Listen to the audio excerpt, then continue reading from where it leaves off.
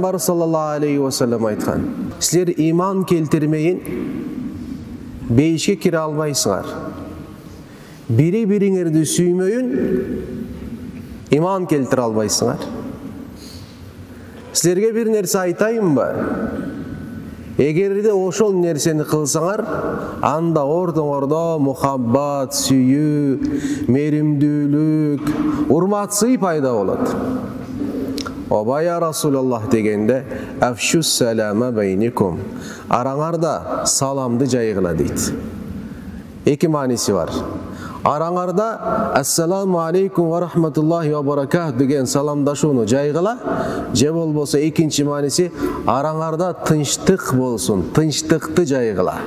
Конфликт болгон ситуацияда үчүнчү жак болуп, эки урушуп жаткан инсанды элдештиргиле деген сөз. Ооба. Мусулман жаңжалчы эмес. Мусулмандын эң башында таза ниети эмне болот? Тынчтык болот. Ал болбой калса, укуктун негизинде акысын алууга милдеттүү болот. Ал башка маселе. Ал башка маселе.